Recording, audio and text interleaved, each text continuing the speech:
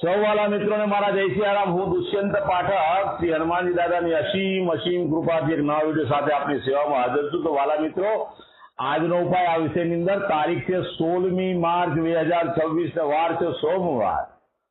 પંચાંગ કહે છે ફાગણ મહિનો, કૃષ્ણ પક્ષ ચાલી રહ્યો છે, ધનિષ્ઠા નક્ષત્ર, શિવ યોગ, મકર રાશિનો ચંદ્ર અને મીન રાશિનો સૂર્ય। મીનારખની શરૂઆત થઈ ગઈ છે। વાલા મિત્રો, અશુભ સમયની જો વાત કરીશ તો રાહુકાળ સવારે 8:06 થી 9:36 સુધી છે અને યમગંટ બપોરે 11:06 થી 12:36 સુધી છે। આ બંને સમય અશુભ સમય કહેવાય। અશુભ સમયની અંદર શુભ કાર્ય, શુભ યાત્રા ન થાય। શુભ કાર્ય અથવા શુભ યાત્રા કરવા માટે કોઈ સારું ચોગડિયું, સારું મુહૂર્ત લેવું જોઈએ। જેમાં ઉત્તમ અભિજીત મુહૂર્ત બપોરે 12:12 થી 12:59 મધ્ય છે। તો આ સમયની અંદર તમે કોઈ પણ પ્રકારનું શુભ કાર્ય તો શુભ યાત્રાની શરૂઆત વાલા મિત્રો કરી શકો। આપ સૌ જાણી રહ્યા છો ચૈત્રી નવરાત્રી સામે આવી રહી છે।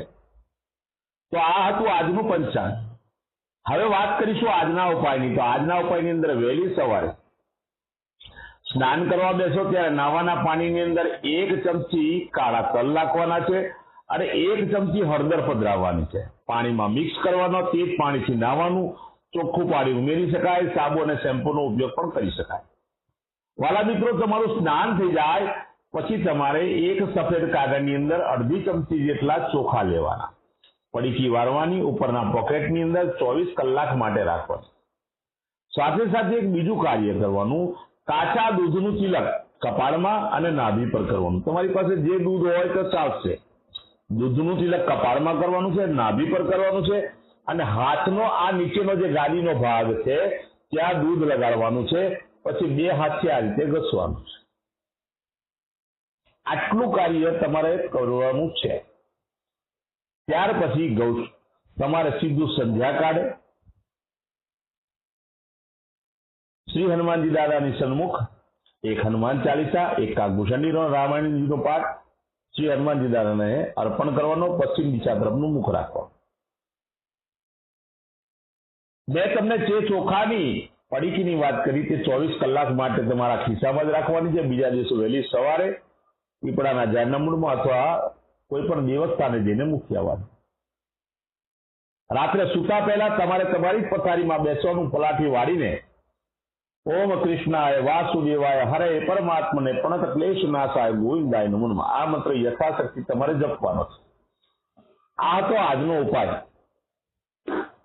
જે મારા વાલા મિત્રો જન્મદિવસ 16મી માર્ચ 2026 અને સોમવારના દિવસે આવ્યો છે તેવા બધા જ વાલા મિત્રોને સૌપ્રથમ તો જન્મદિવસની શુભકામના। શ્રી હનુમાનજી દાદાની મનોકામના પૂર્ણ કરે, બલબુદ્ધિને વિદ્યા આપે, એમનું રક્ષણ કરે। ઉપાયના ભાગ સ્વરૂપે મેં કહ્યું તેમ દૂધનું તિલક, સ્નાન કરવાનું, પછી તમારે નાભી પર ને કપાળ પર લગાડવાનું અને ત્યાર પછી સંધ્યાકાળ થાય, સૂર્યાસ્ત થઈ ગયા પછી દૂધ અને પૌવા નાના બાળકોને વેચવાના છે।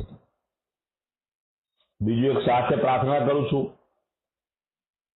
કે જો નાના બાળકોને દૂધ પૌવા ખવડાવો છો, દૂધ પૌવાની વ્યવસ્થા ના હોય તો તમે લસ્સી પીવડાવી શકો, કારણ કે અત્યારે ઉનાળાનો સમય ચાલુ થઈ ગયો છે।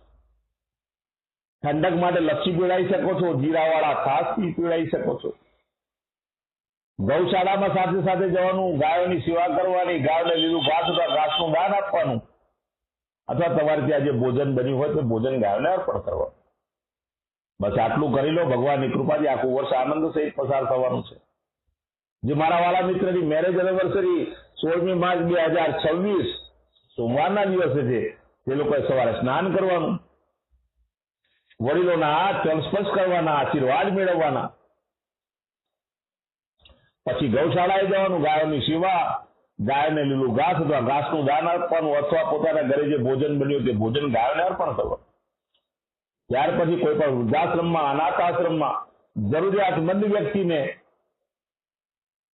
કોઈ પણ દેવ મંદિરે અથવા બ્રાહ્મણને ચોખાનું દાન અવશ્ય કરવાનું, દૂધ દહીંનું દાન કરવાનું, ઘીનું દાન કરવાનું અને ખાંડનું દાન કરવાનું છે। બસ માત્ર આટલું કરી લો। પતિ અને પત્નીનું આખું વર્ષ આનંદ સહિત પસાર થશે। વાલા મિત્રો, બધા જ મારા વિડીયો યુટ્યુબ પર હોય છે મારી યુટ્યુબની ચેનલનું નામ છે દુષ્યંત પાઠક. મારી ચેનલને સબસ્ક્રાઇબ કરજો અને બેલ આઇકન અવશ્ય દબાવજો. હું નિયમિત એક વિડીયો મૂકું છું અને એ વિડીયો જોવો હોય તો બેલ આઇકન અવશ્ય દબાવજો. હું જેવો વિડીયો મૂકીશ તમારા મોબાઈલ પર નોટિફિકેશન આવશે અને તમે તરત જ આ વિડીયોને જોઈ શકશો. મારી પ્રાર્થના છે મારી ચેનલને સબસ્ક્રાઇબ કરો અને સાથે સાથે બેલ આઇકન દબાવો. મારું ઇન્સ્ટાગ્રામ ફેસબુકનું પેજ છે એનું નામ પણ દુષ્યંત પાઠક. પ્રાર્થના કરું છું મારા પેજને ફોલો કરજો, લાઈક કરજો અને બીજી એક પ્રાર્થના એ પણ કરું છું કે તમે મારા બધા જ વિડીયોને શેર અવશ્ય કરજો. આ વિડીયો કોઈ જરૂરિયાતમંદ વ્યક્તિ સુધી, સંઘર્ષમાં ફસાયેલા વ્યક્તિ સુધી પહોંચી જાય, બસ એટલી મારી પ્રાર્થના છે. આ ઉપાય કરવાથી 24 કલાકમાં પરિણામ નથી મળતું, પણ નિયમિત ઉપાય કરવાથી તમારા ગ્રહો બેલેન્સ થશે, તમારા જીવનમાંથી દુઃખ, પીડા, ચિંતા, ટેન્શન અને સંઘર્ષ ઓછો થશે. નવા વિડીયો ફરીથી મળીશું. આપ સૌને મારા જય સિયારામ.